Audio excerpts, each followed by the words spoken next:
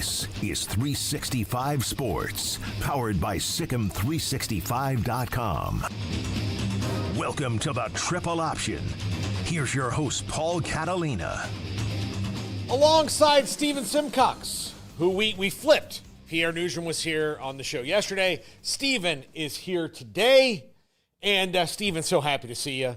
We've got this and then next week, and then I won't see you for a couple weeks because it'll be the holidays. I know, we're about to hit Christmas break, Paul. Yeah, I know. And that's always like kind of a bittersweet time, like when you were in school. Like you and I saw each other when we were working at the radio station, you, me, and Garrett, a lot more of the holidays than we should have. Like I saw you on Christmas Eve and probably Christmas Day a few times. And that was not in a like, hey, let's get together and have some hot cocoa and watch It's a Wonderful Life. It was because we were running a bowl game. Right. It's West Virginia and Marshall are kicking off at 11 a.m. Yeah. Somebody's got to be here to play commercials. Got to make sure that everybody who's listening on Christmas morning is there. Yeah. No. We've been able to maybe recreate a little bit of what Christmas break like here, and I'm not sure how it is in the loan industry. In the loan industry, but it's pretty chill. I mean, not a lot of people buying houses. Right before the holidays. We had a few closings like the week after Christmas. Well, nobody wants to be doing that either. Yeah, nobody wants to be moving on. So like if here's the thing, I know this. If you said like, listen, we're gonna get this loan closed December 23rd, 4:30 p.m., they'd be like, no. I got some last minute shopping to do. Like, no, we can't. Like that's not something that we got to do. So I get. But I missed I really loved, and I think everybody did, the last 2 days really before Christmas break in school were always awesome. Yep. K through 12, there's not much, like you always have one teacher that's like the Thursday before you leave. It's like, all right, well, we got to get this test in. And you're like, what are we doing? Like, come on. Why you try like, oh, great. Yes. You're General Eisenhower, storming the beach, buddy. Like, oh yeah, you're keeping us in line. You're a tough guy. There'll be paintings of you in the hallway of this forever. Like, way to go. But most of it was like, I remember in high school, I had teachers like 3 in a row that basically they just said, if you're in these 3 classes, we're just going to start this movie all at the same time. And so you can just chill out in here because, like, we're going to watch A Christmas Story. So these 2 class periods don't even flip-flop. So it was like, yeah, cool.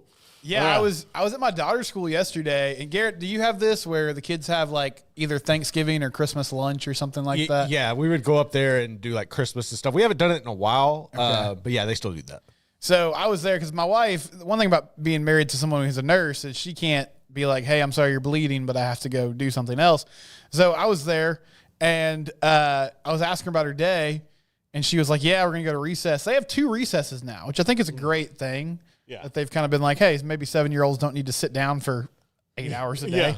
Yeah. But she's like, after recess, we're going to do like gym. And then I think we're just going to watch a movie in color. And I was like, man, what a great afternoon y'all have planned. Yeah. Just say. Absolutely. So yesterday we talked about this on the show because Pierre had he had strep throat and hit last week and he wasn't on the show.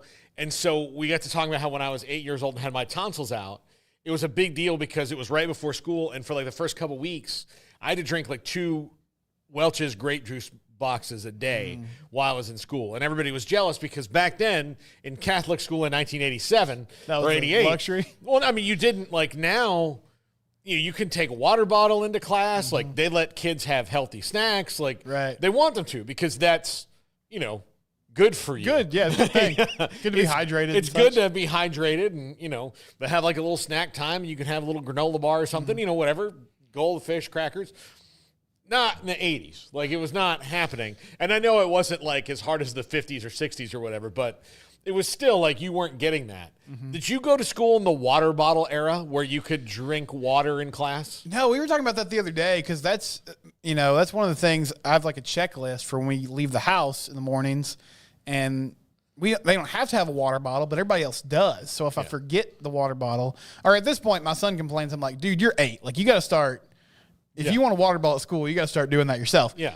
But if they don't have it, they'll complain about it. And I'm like, I don't remember ever having a water ball. Maybe on like field day, you know, when we were at the track all day, we'd bring one. But other than that, you just hopefully got to drink at the water fountain when you went to the bathroom twice a day. And that's about it. Yeah. No, that's what, like, we would line up at the water fountain. Yep. You know, and I just think about, like, when you look back at, it's kind of like college football and, like, not letting people make money. Mm-hmm. When you look at, like, the stupid things that people got in trouble for, like, of all the hills to die on, if these kids are hydrated during class, it's going to be madness, is a really dumb idea. Like, you know, can I just, like, that, like, one of the things that, like, you get to earn as an adult back in the old thing was like, hey, you can have water whenever you want. You can be in the middle of a meeting and you can be like, guys, do we all need a glass of water? And everybody's like, yes, we're adults. We can certainly have water now. There's no restrictions on us doing that. We can have it any time. Like, nobody's going to be like, listen, this is a meeting. Nobody needs to be hydrated here. You know, you go and have meetings around beverages. Like, beverages are things. But when you're a kid, nothing. Like, you cannot, you know, can't drink a bottle of water during a test. That's akin to cheating. But I think coincided with that, I don't remember water bottles. I mean, I feel like in the last decade or so, it's become its own industry. Oh, yeah. Oh, now absolutely. you got the big cups. So big bottle has maybe influenced this. Big bottle's taking over. Listen, sometimes lobbies do good things. Oh, no, I'm not saying it's bad. Yeah. I don't remember. Like, I remember getting water bottles, and it was just like a white plastic one with a logo on it, and that's about it. But now everybody's got their thing. Listen, not every lobby is just about, you know, dumping donkey crap in the water. Like, some of them have some good. Some of them have good causes. Good things. Yeah, you know, some of them are like, you know, we would like people dehydrated and maybe not have kidney disease. Okay, that's good. That's a good lobby. Others are like, listen, the donkey farmers of America don't like hauling, you know, the donkey dung off, so we would just like to dump it in the water. Mm-hmm. And then they're like, okay, well, how much can the donkey farmers contribute? And they're like, well, we'll give you $40 million. It's like, you know what? Donkey crap forever. You have to tell me twice. I don't have a position on this. I don't have a moral compass anymore, at least about this issue. I don't. Listen, I want to keep this job. I have to be morally ambiguous in every single way possible. So, yeah. All right, Steven. So the big news of the day that came down officially yesterday was Bill Belichick to North Carolina. I believe they play two different teams in the Big 12 next year, if I'm not mistaken. I know they play TCU. They play UCF. Yeah, they play UCF and TCU, right? Yeah. Maybe both on the road, or is TCU at home? TCU's at home. Yeah, they go to TCU goes to Chapel Hill this next year. Yeah. So, Steven, I think that might be a trip you need to make. I might need to take it. How shocked were you when you saw that North Carolina, like the rumblings there? Did you have any thought about it? I mean, we knew Bill wanted to coach. I didn't think it would be college, or if it was college, I didn't think it'd be a job like that. No, I'm still kind of don't completely believe it. This is one of those things that's either going to be the home run to end all home runs. Mm-hmm. It's like the shot heard around the world, or it is going to be a harmless fly ball that, you know, the stadium goes, oh, and then it like lands, you know, 15 feet in front of the track. Like just a really loud out. Like that's all it's going to be. So I don't think there's going to be middle ground here. And it's a 3-year contract. And obviously it can't be much more than that because he's going to be 75. You can shortcut the process in a way that you didn't before, but you know, he's bringing in Michael Lombardi. He's probably, I would not be surprised if Joe Judge is on the staff there. There's a lot of guys who are mid-level coaches. And when I say mid-level, I'm not talking about the level, but like ability-wise. You know, that not are game changer type that are guys. okay, like not game changer. So are those guys going to come in and he's going to try to, in less than 3 years, he has to rebuild the whole way that recruiting is looked at and done, because he's not going to be a dude, you know, like he and Dion will be kind of the same thing in that they don't really need to go, you know, to Belle Glade, Florida and walk into a room and say like, here's my credentials and here's what I'm going to do. But they're still trying to change the game. And Dion, I think, has more cachet in the fact that, you get Dion on a Zoom, on a FaceTime while you're, he sends the assistant down there and he's like, hey, you want to talk to Coach Prime? Here, let's put him on the screen and you can talk to everybody and you can have him there. And he's essentially in your living room, as where, like, hey, you want to talk to Coach Belichick? And he's like, look, there's a very good diner right down the street. On Fridays, we can get through free bacon and eggs. So that's going to be fun. We're going to practice at 4:30. Yeah. I'm going to let the guys sleep in a little bit. Yeah. So 4:30 to 8:30, a little practice every day. On Christmas, everyone will get their choice of 2 cookies, either chocolate chip or a Christmas treat. You can have one of each or 2 of the other. We'll have plenty, and then if you're lucky, we'll have some leftovers. So it'll be really exciting. I mean, we're going to make you a fair offer NIL-wise. We don't need to get into the nuts and bolts of that. My department will do it. Also, it's the weather up here is really nice. It's an academic institution that is seconded on and all that stuff, but, we'll let you take whatever you want. I don't really care. The fascinating thing to me is that it's like, okay, so, Dion's whole pull was the gravitas, the personality. He's going to bring in talented players. I mean, Bill obviously had talent in New England, and one of his strengths was scouting and finding guys who were solid players. But it also felt like, aside from Tom Brady and Gronk and a few others, most of those guys were just dudes that fit within his system really well. And so I don't know if that works at the college level the way it did in the NFL, but I'll say, like, for UNC, I guess it's a risk that makes sense because the high reward is maybe you contend for an ACC title or something, and, that'd be awesome for them. If you bottom out, I mean, it's still a basketball school at heart, so it's not like it's something you couldn't completely rebound from. I just wonder, did we get away from the Stephen Belichick nepotism hire? Because a big part of this, too, was like, hey, I basically want to get here, show everybody like the way I want to run our program, and then hand it over to my son. And if I were North Carolina, that's where I'd be like, all right, I can deal with the GM department, scouting department. We can raise NIL, but we're not promising, your son the coach in waiting job. I'm sure that he's going to be the defensive coordinator. Yes, like if that doesn't happen, I would be shocked. Yeah, absolutely shocked. And so yeah, I think that there are things. I'm very curious to see how it happens. Now, I've seen some comparisons to it. Sounds a lot like Herm Edwards at Arizona State. Now, where I think the difference is that Bubba Cunningham is a far better athletic director than Arizona State had. I mean, it's not even close. Right. Like, he's an athletic director who, knows what that job is. I don't think the previous several regimes at Arizona State understood what the job is.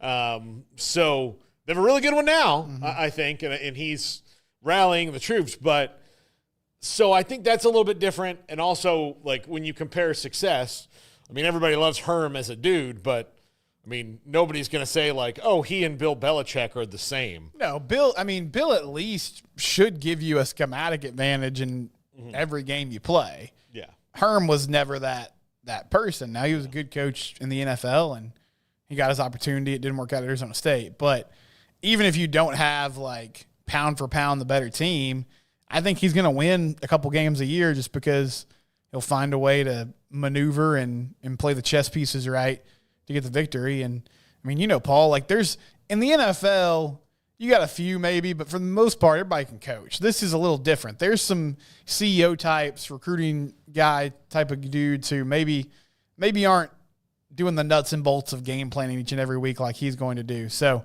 it'll be fun to watch. But, man, to hear ESPN talk about it today, they're already handing him, trophies. So people are excited, and that's going to be a huge spotlight, that opening game. I imagine it'll get moved to like a Thursday or Sunday night to give him the platform to show what he can do. Yeah, absolutely. I think that, that they absolutely need to do that. They absolutely need to do that. Like, that needs to be away from everything else. By the way, how'd TCU get Deion's debut and Bill Belichick. I don't know. I hope this one goes better, though. Because I was talking a lot of noise for a couple months, and that blew up in my face in a big way. Do you believe, do you think he'll, instead of do you believe now, do you think like, do you believe now? Chastise Ed Werder. You guys, Ed, we've been close friends for a long time. You have my personal cell phone number, and I disagreed with your take on my abilities to do this job. So. Oh, speaking of moments like that, I'm sure you did, but have y'all talked about this video of Brett Favre getting yeah, we haven't talked about it. Accosted by. No, I think, here's the thing, about Mark Gastineau. Yes, Mark Gastineau. So I think the funnier thing about it, and it wasn't funny, you watch it.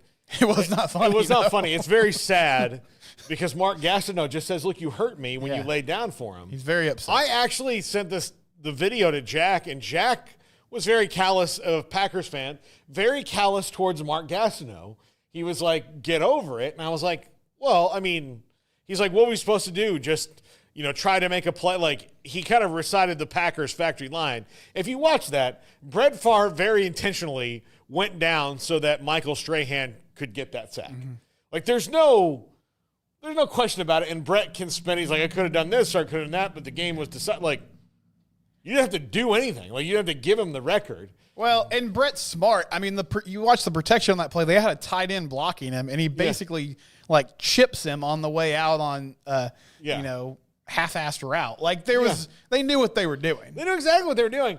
The funnier part is that Terrell Owens, of all people, could stand on a moral high ground above Brett Favre on social media after. Brett Favre made this and I will tell you, I read the whole thing. It was very well thought out, very well written on now I kind of understand, certainly it was different. It was awkward. I didn't realize until afterwards, if I were Mark Gastineau and how much money when it comes to your post-career, he played in the era before I did where there was just money. And he has that apology, and then Terrell Owens you want to apologize for the other thing too, or and part of it is Brett Favre has a cabal of people who will never think he did anything wrong because they're Brett Favre fans from way back, and also people who don't think that the welfare system should exist, so they don't care that somebody stole money from it for a volleyball court, with the governor, which shouldn't just be tolerated because they happen to be on your team. No, these are things that shouldn't happen. They just shouldn't happen. You want welfare reform, great, fine. We're probably all for that, even the people who get welfare. Doesn't mean the dude can just steal funds from it. You could just steal. You can't steal from it. Because he threw some touchdown passes. That's not how this works. So, that's where, and I think that will always be the kind of thing about Brett Favre is, I understand, I'm with you, football brother. And then you're but are you? It's if you haven't watched the clip, it is insane to watch it unfold in real time where Brett goes over there and shakes his hand and he's like, I'm going to sack you. And he's kind of waiting for Gastineau to laugh and they'd be like, ha ha ha, just a couple old guys chumming it up. And then he realizes oh no, this man is serious. Yeah. And he wants to hurt me right now. Yeah. And somebody got in the way. I was like, all right, we're good. But you hurt. He's like, you hurt me. Yeah, he hurt me. And Brett was like, okay. He didn't know. He was just totally unprepared for the interaction. Yeah. And he walked up and he was like, hey, Mark Gastineau. All right. And looking good. By the way, and Mark was like, you stole the most important moment of my life. You know what made me think of, and this is I've watched way too much SNL, but there's an old George Bush sketch with Dana Carvey where he's doing one of the what they used to do a lot more of, and they don't do quite as much now, but of the president going showing here's the president in a local New Hampshire town, going through, and he's like, hi, little shaver, hey, little shaverette. And he gets to Chris Farley. He's like, what you got there? And and then Chris Farley goes, you ruined my life. Yeah, it was very much that. Like Brett was like, "Hey, let's talk about football," and Mark was like, "You stole the joy from my life." Yeah, absolutely. Yeah. So, and then doesn't Mark Gastineau have like a wife and a daughter who are like real housewives? Oh, I don't know. Yeah. Is that true? I got to look this up. Somebody's got Google. We'll look it up. Yeah. And you can tell. I mean, he's moving. He's an older guy, but he's moving around like a man that played football. Like Yeah. He went through some things. Yeah. Let's see. Scrolling.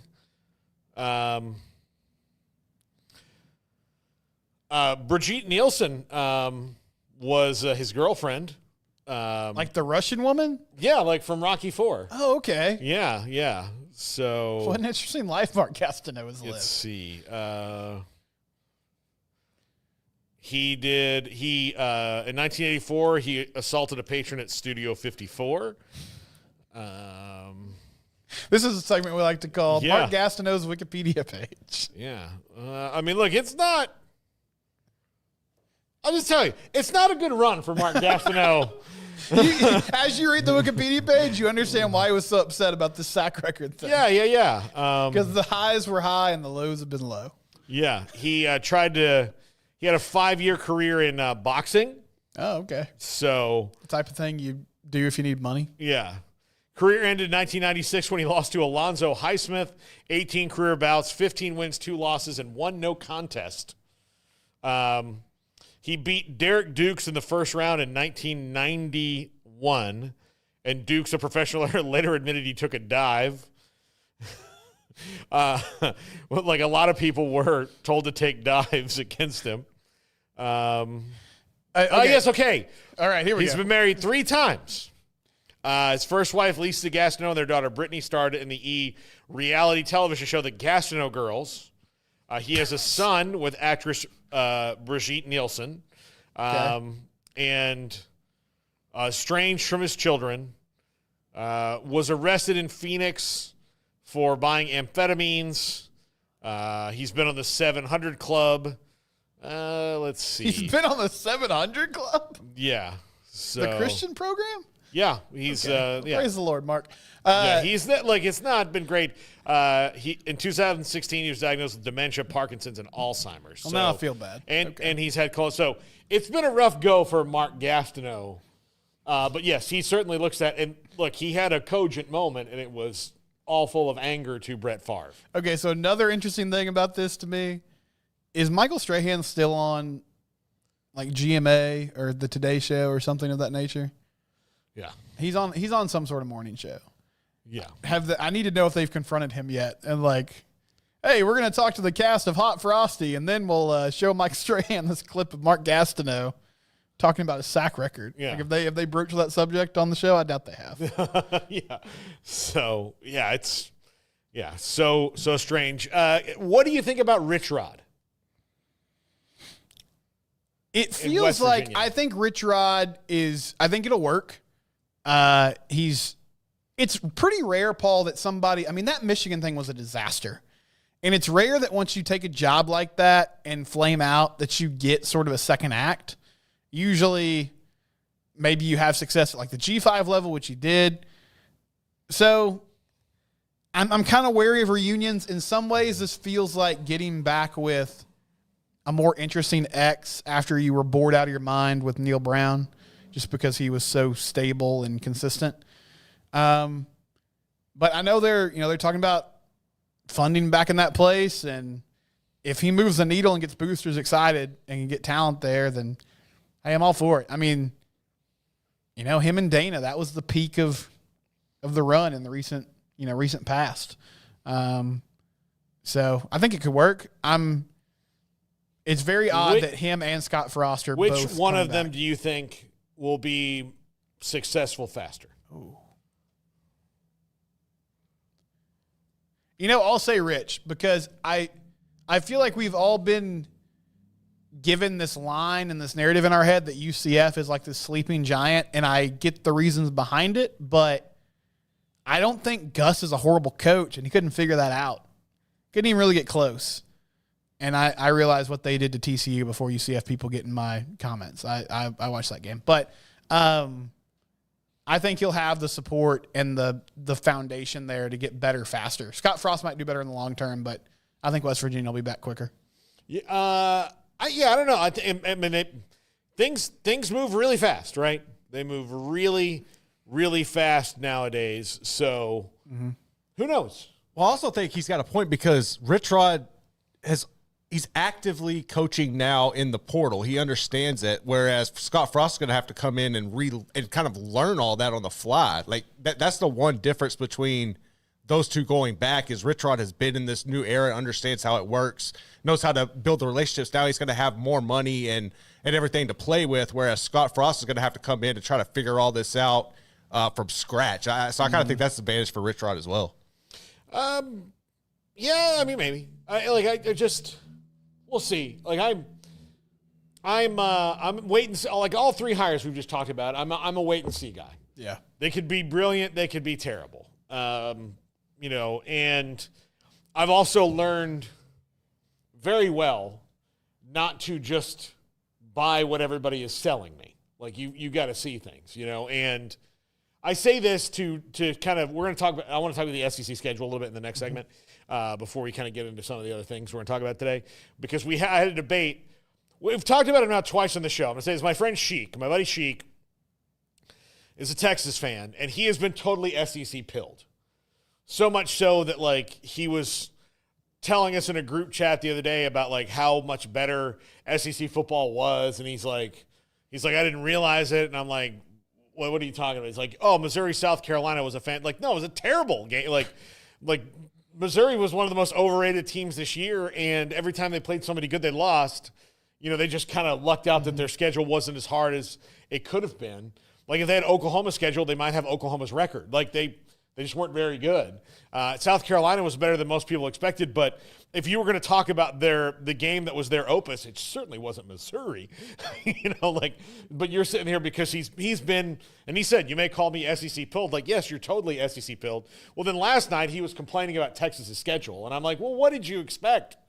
Like, you got deep-throated in the Big 12 for this whole time, and then you go over into the FCC where you got to earn some, everybody takes a lump, and he's like, well, I just 4, conference road games in a row is tough. Like, yeah, who in the SEC feels bad for you? Nobody.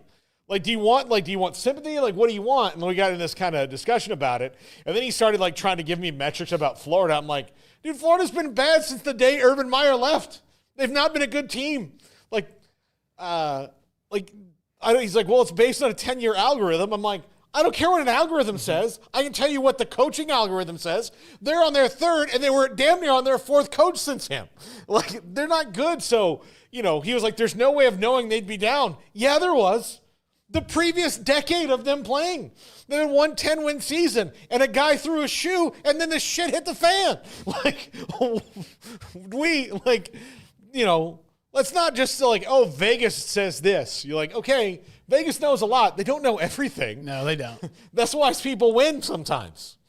I mean, yes. The thing about the SEC is a deeper conference, sure, but it's very top heavy, right? Yeah. Like, there's the middle of the pack. I don't think is as great as everybody says. And before we go to break, I just need to point out one thing.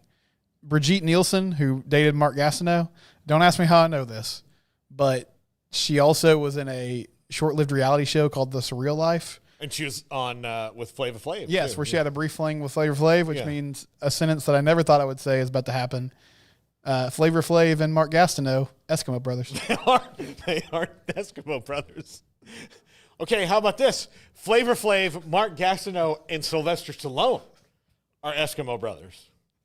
There's so much CTE in that triangle.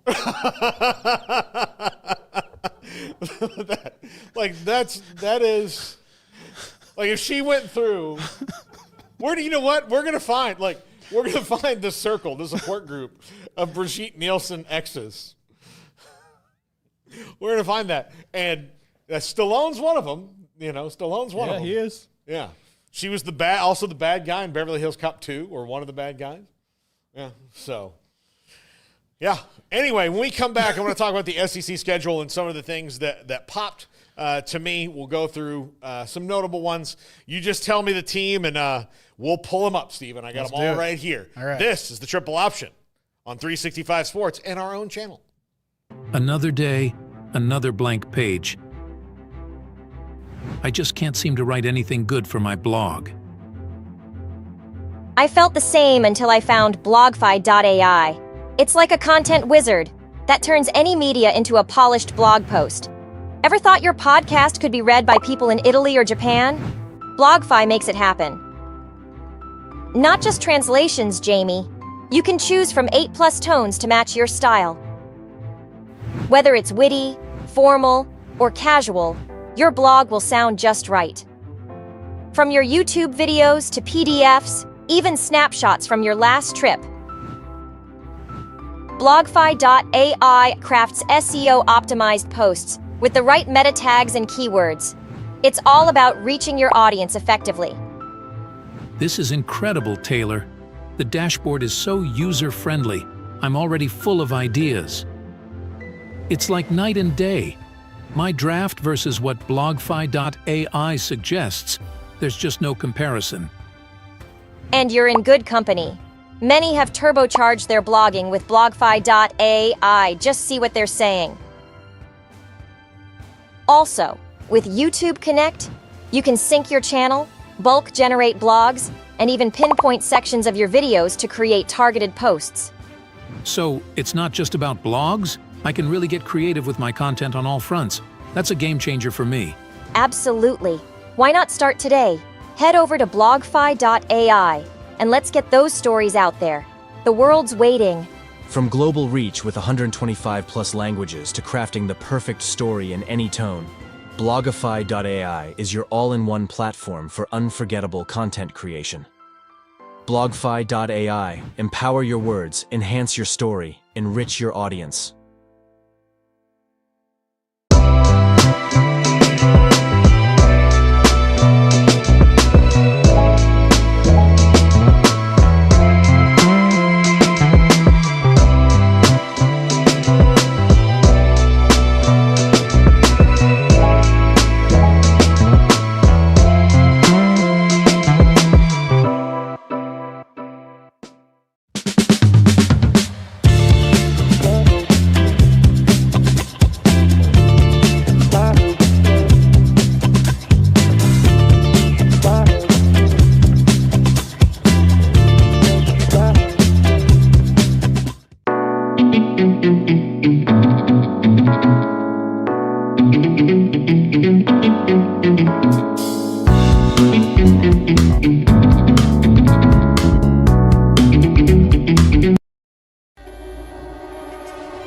This is 365 Sports, powered by Sikkim365.com. Welcome to the Triple Option. Here's your host, Paul Catalina. Welcome back. Paul Catalina, Steven Simcox, and a cast of several watching online. And I'm curious how people reacted. I accidentally closed the chat room, so I need to look on our last discussion about A lot of different things. a lot of different things. Segment one there. Brigitte Nielsen and, the SEC or the Big 12 deep throwing Texas, like those kind of things that were thrown out there. By the way, just through a quick Wikipedia research, also in the Eskimo brothers circle of Sylvester Stallone, Mark Gastineau, and Flava Flav for Brigitte Nielsen are Arnold Schwarzenegger and Sean Penn. I mean, this lady's like conducting her own research on steroid use. Just like she's got her own pool of contestants there. Yeah. Sean Penn, obviously being, I think, the most talented of all of them, but the one who I'd want to hang out with the least. Yeah, I feel like I think I would want to hang out with Flava Flav the most. Yeah. I mean, I probably would want to hang out with Sean Penn more than Mark Gastineau, based on what I just read about him. Sympathetic as I am to his cause against Brett Favre. Yeah. But, it's like Schwarzenegger, Stallone, like... Schwarzenegger seems pretty cool. Yeah. Stallone, I don't know. It's odd. Big fan, though. Big fan. But Flava Flav would be the most fun. You see Flava Flav at the Olympics, just at water polo or volleyball or wherever he was, just living his best life. Having a ball, yeah. Had a great time. Like, found out that the women's water polo team didn't have the best training situation. It was like, You just hooked him up. the hell with that. Not a Flava Flav has something to say about it. That's right. Yeah. We'll they'll have sponsorship. Not on my watch. Not on my watch. He got it done. He took care of it. Yeah, I think that's probably the best. I'd probably go Flavor, Schwarzenegger. Stallone would be fun. We just have to only talk about like movies. I wouldn't really want to ask him about other things. Yeah. But I could just recap the Rocky movies with him. Yeah. Let me tell you about the Stop of My Mom Will Shoot production. It was a disaster. Was it a very underappreciated film called Oscar, where I played a gangster? Which really is. Like, it got panned. Go back, watch Oscar with Sylvester Stallone. The first opening scene of that movie is as funny as anything I've ever seen. And Kurt Russell's dad, legendary actor Kurt Russell, plays his father who's dying. And he's mad because his son is a gangster. And he's like, hey, you want me to die happy, right? And he goes, come closer. He just smacks him. And he's like, you're a gangster. He's like, come here. You want me to die happy, right? Of course I do, Pop. And he just slaps. He goes, now you want me to die. I mean, it's so good. And then the movie is like one of these. It's like Clue. I don't know if you've ever seen Clue with Tim Curry. Like, that just is a full. You know what I'm talking about, Garrett? Yes. It's just a fast forward through comedy of like people coming in and out of rooms. Doing. It's not as funny as Clue. Clue's one of the funniest movies I think you'll ever see, especially because of Tim Curry. But it's in that regard. Maybe it's not as funny because Sylvester Stallone not known for comedy, and really he's probably the least funny part of the movie. But everyone else around him is funny, including Tim Curry, who's in it. So anyway, I'll check that one out. Yeah, I like it's a deep recommend. So SEC schedule. So just to give my friend Sheik equal time.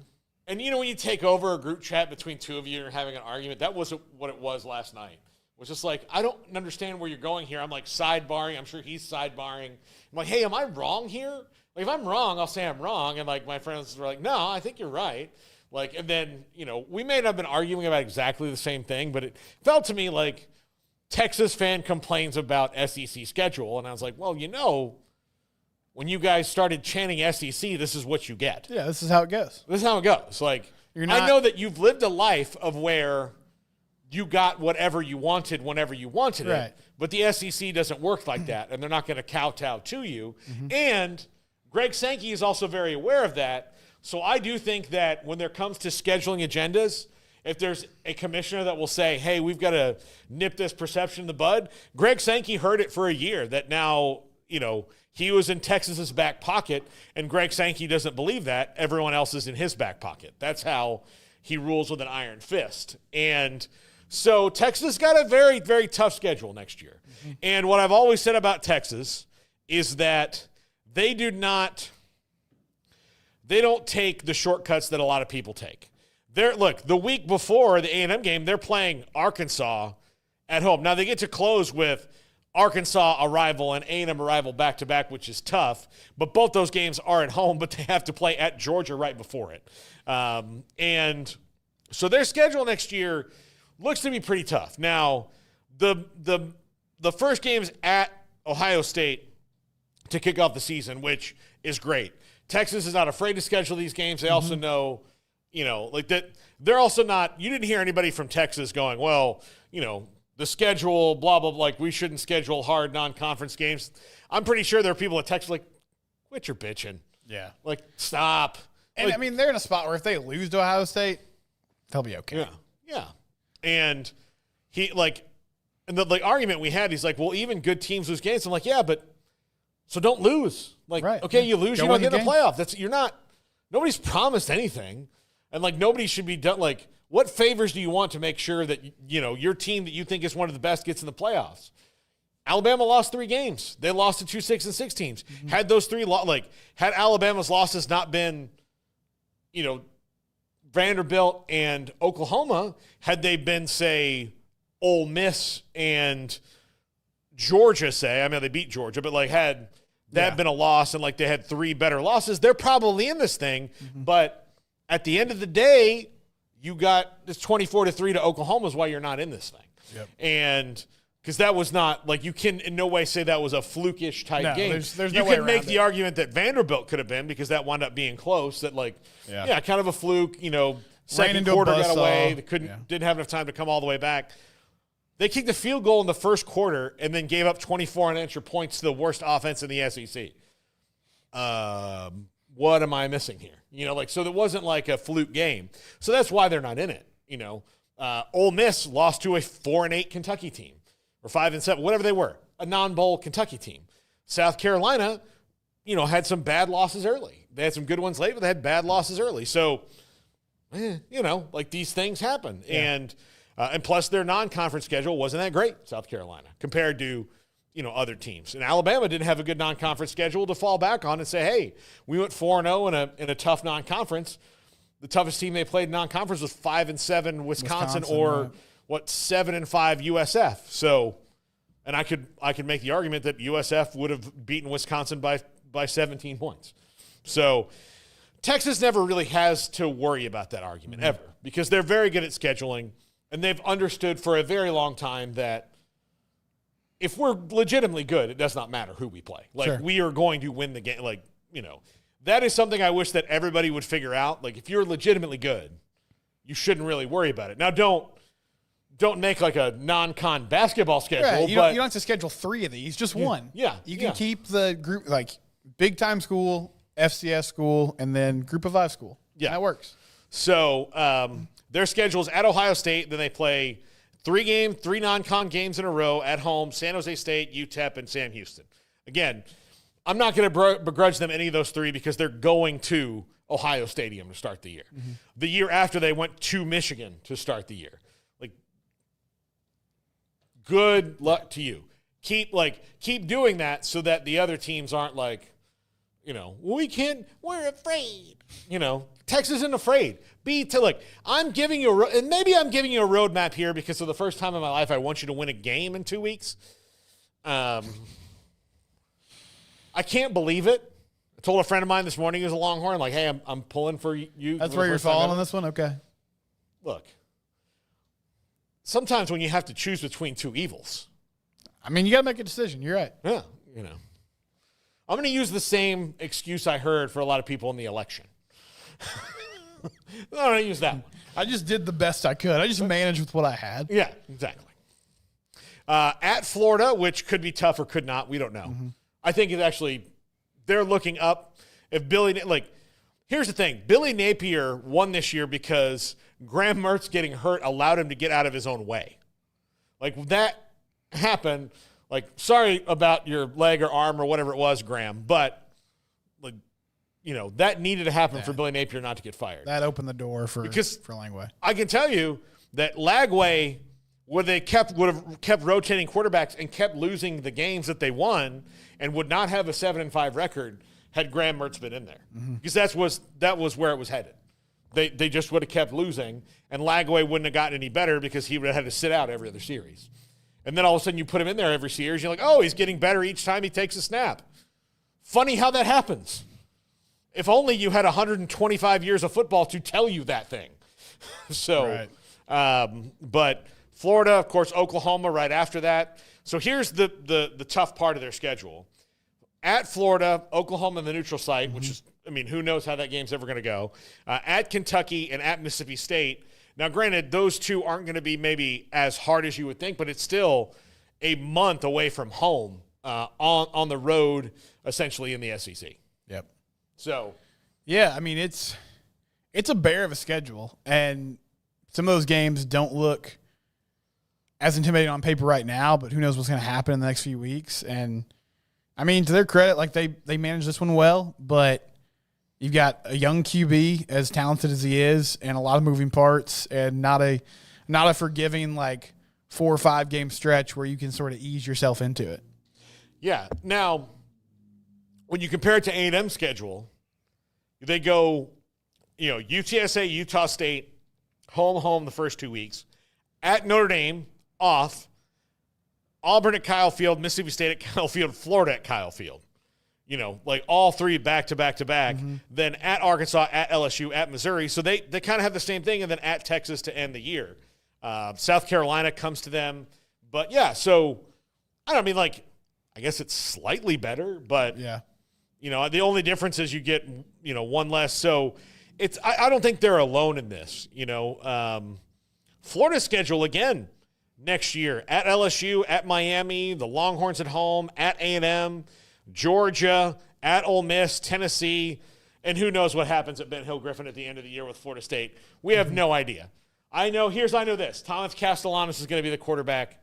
18 touchdowns, 5 interceptions. That's the line I'm being fed. Until he does what he did against us the last 2 years, I will remain this way. I will not be excited. I will not be disappointed. I will be this.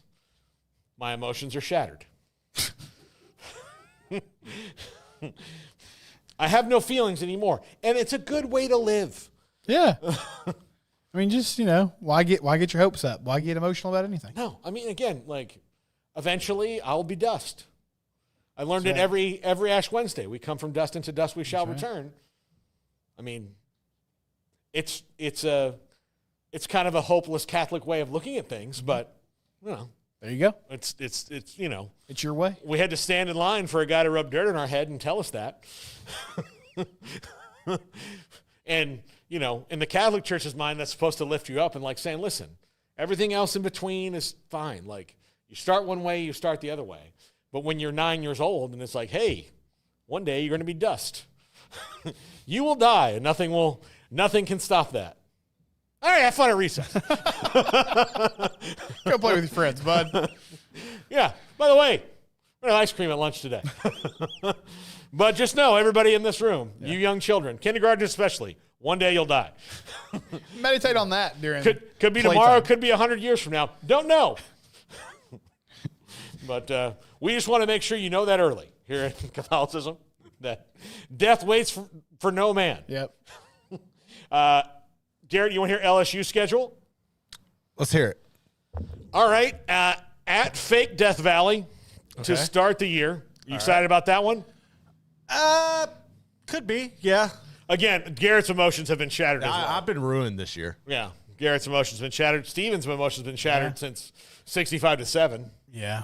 And, that was a brutal game to watch. And the 12th team in the college football playoff is SMU. Good for them. By the way, Rhett Lashley I sent him a text. He responded to me. He said, thanks a lot. Really appreciate it. Tell Steven I love him. No. Good for you, Paul. Yeah, you and Rhett just texting buddies. Good for y'all. I sent one out. Look, I sent texts out to everybody I knew that was involved in the playoff. Should. And I got, just as congratulations, Rhett and Jeremiah Dickey were the first two. And they're the first two to respond. I'm still waiting on some. Maybe I won't get any back. But yeah. So at Clemson, then Louisiana Tech at home, which. That better be a win. Yeah. But I like that they're playing that game. It's cool to me. I do. You got to play in-state games. I wish everybody would play in-state games like that. Florida at home really early in the season, September 13th. Earliest that game has ever been. Yeah, I like having them early. Hopefully Lagway will still be working out some kinks, and LSU's defense better be better. Yeah. Southeastern, then at Ole Miss, off. South Carolina at home, at Vanderbilt, A&M at home, then off. At Bama, Arkansas at home, Western Kentucky. Man, that for a stash game before at Oklahoma to end the year, that's not the best stash game you can have. I don't like that stash game. Yeah. This schedule, honestly, You sounds need a to lot flip better. that one in southeastern Louisiana there, buddy. That sounds a lot more manageable than this year. This year's schedule sucked. You know what? We're not going to get to the wheel, are we? We need to get it. We don't have a ton of time. We don't have a ton of time. I wrecked the wheel. Here's the thing. We can push roll it to it next week. Or we could do that, or I could just spin it. I could just run down the names, and you could go just quickly buy, sell. Yeah, let's do that. Okay, let's do that. No special effects. Do you want me to run and get it, or just No. Just do it from right there. Emory, you want to run it over there? Oh yeah, Emory. Run the wheel. Garrett, is Nuss playing in the bowl game? I don't know. He put the video out yesterday that he's coming back next year. But it'll be like a patchwork offensive line. But yes, here's the thing. If Emory Jones and Will Campbell are entering the draft, Garrett Dellinger's injury has essentially ruined the offensive line and put it in shambles since the A&M game. Why do you want to go back there behind them? Yeah, that doesn't make a ton of sense. And Baylor's going to bring it on defense. Like I wouldn't be surprised to see a lot of A.J. Swan in that. But at the same time, like I think Nuss will play. I don't necessarily like it, but hey, whatever. So, Paul, I did either guys that are kind of risky in the portal or dudes that just haven't produced a lot, have a lot of potential. So you can tell us buy, sell. Emory, what's our first name there? Hudson Mackay.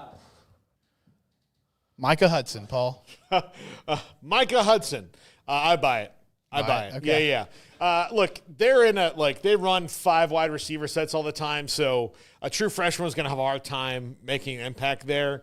I don't know if he gets out of College Station. I think that's going to happen. I think he rolled in there, and the 12th man foundation is like, oh, look how much fancier College Station is than Lubbock. It's not, but they're like, we're closer to a major city. It's not all the way out there, and you're close to Belton, and it's not a whole they're going to make that whole anti-tech pitch. The only thing that I find valid is a convenience factor with Lubbock. That's it.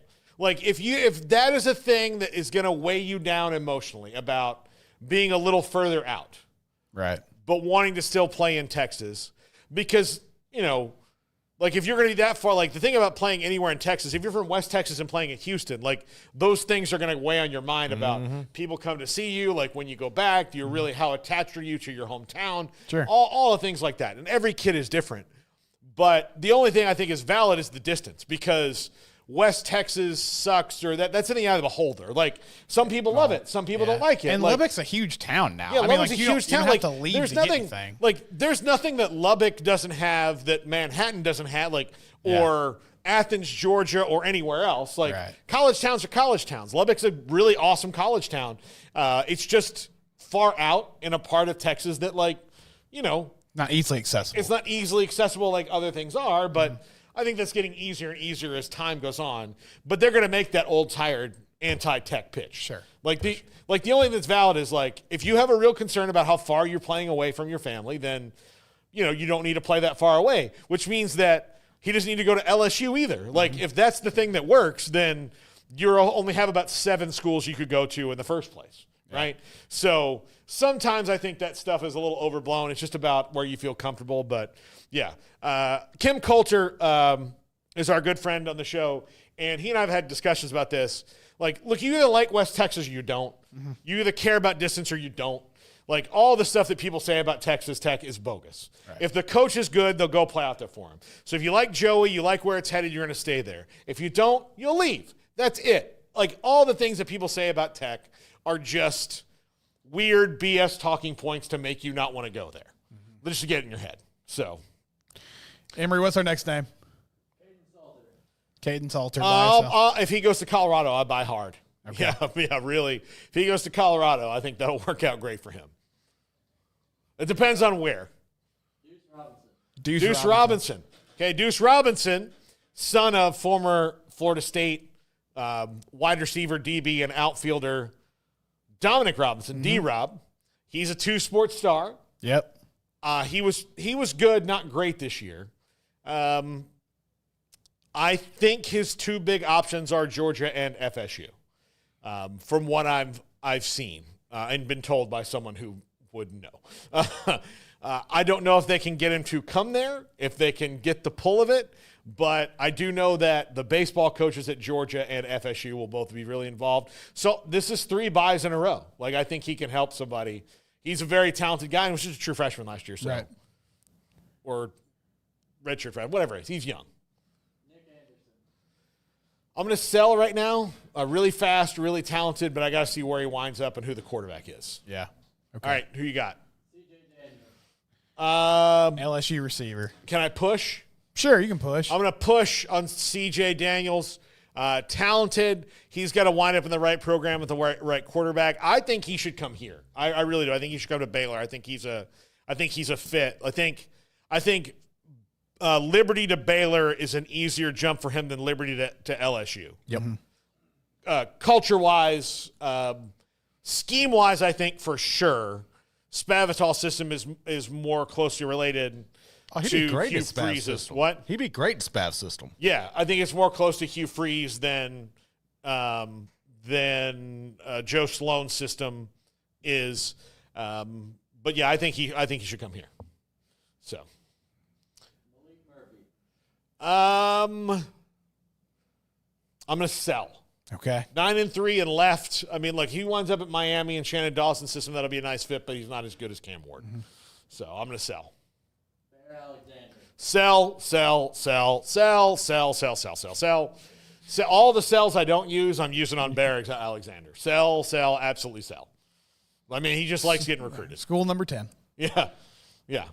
Whatever years of eligibility, that's how many schools he's going to play for. So we'll talk about him again next year when he transfers from school C to school D. Right. Like that's just where it's going to be. What else we got? Matthew Sluka. Matthew Sluka, I'll sell, although I think he's got potential in the right system, but I'm going to sell. That was a weird situation. He's going to have to – he starts maybe with like a 30-second disadvantage Right. compared to like other people in the race to buy their – or to build their teammates' trust because they're going to be like, so what happened? Yeah, why'd you leave? Yeah, why'd you just leave up like that? And then An undefeated team. and then the other guy came in and was better than you. Right. So they only lost to Ashton Genty. He's pretty good. Yeah. So, all right, who else we got? Miller Moss. If he goes to Michigan, I'll buy. Okay. If he goes somewhere else, I'm going to sell. Jonte Cook. Sell. If you were as good as you think you are, you would be playing in the playoff right now. Am I wrong on that one, Garrett? You saw him play in high school, so you know. Yeah, I mean, I think he got lost in the shuffle at Texas. I think if he goes to the right system, like honestly, like you were mentioning with CJ Daniels, if he came to Baylor, I think he could work, and I think he could be a star. He's just one where he's got to have the right fit and the right mindset and people around him to make it work, in my opinion. Yeah. So, yeah. Any of them left, Emery? By the way, Kim Coulter says 54 direct flights from San Diego to Lubbock. So if you live in San Diego, you can just get to Lubbock real quick. We got two more. Okay. Jackson Arnold. Okay, Jackson Arnold, I'm going to push. Depends on where he goes. Okay. I think he's Lebby or Freeze. I think that's where he's Most comfortable? most comfortable. If it's Lebby, I'm going to buy. If it's Freeze, I'm actually going to sell. I think Hugh has lost the old fastball there. So, and it's because he's in the very exclusive because it's dwindling. Because I think most coaches now aren't like this. The douchebag coaches club. I mean, he's in that. He's there. Yeah, he's in that club. Like it's not like you can't get by doing it anymore. You can't. Yeah. Look, ask Rich Rod why he got fired at Arizona. He got into the Pac-12 title game. They would have been fine with him doing what he was doing there, but his attitude was very poor. He had to rehab his image at Jack State. Like there's people may forget about it because it was several years ago, but he did not leave Arizona under good circumstances, and there were lawsuits about how caustic a workplace he created. So you can't get by with it anymore. No. You can't. You can't just be, have this megalomaniacal thing anymore. You can't. Look, ask Bill Belichick why he's not with the Patriots. Sure. Ask him. It wasn't because he was he's got a lot of defenders and people defend him, and rightfully so, but towards the end there, he wasn't exactly a lollipop of a human being. He was a little caustic. So things are different now. So last one, Emery. Did we get to Miller Moss? Yeah, we did. Okay. Then Connor Wegman. Buy it. I love where he's going. I think that Willie Fritz is an innovator. And, I mean, here's the deal. Connor Wegman, I see him as the 4th-rated quarterback in the transfer portal. He was 4-1 this year. He only lost to a playoff team. Right. And a great defense. Yeah. And he was not the matchup issue that they needed to beat LSU. And part of me wonders if this is going to be a bad decision for A&M down the line, because if he's healthy for a whole season, he can do some things. Is he this? He has the potential to be this cycle's Kyle McCord. Yes, Where absolutely. You had a situation where a lot of people wouldn't move off of you. If you could go, I think he could. I think he could be the next Kyle McCord. Yeah, no, I agree. I absolutely agree. Houston quarterbacks coach Sean Bell among the finalists at Sam Houston for Mike Craven. Let's go, Shawnee. He's an alum. Oh, he would take. No, Brian is. He would take Brian with him. Oh, yeah. There we go. Brian is. That's right. Let's go, Sean. Let's get that job. Be proud of my friend there. That'd be awesome. I can't wait. That'd be like now if it's somebody else, I'm gonna be like, you know what? I don't like that guy. And just like him, like, look, I'm really passionate about Sam Houston State football and, saving puppies and fighting cancer and, ending racism. Be like, yeah. Paul's rolling his eyes in the audience. Whatever. You're not Sean. You're not my friend. Oh, hey, buddy, would you like to go out and get a steak on me? No, I wouldn't. I don't want a steak, sir. And no, I don't want to help you. I don't want to help you and Bono save the rainforest.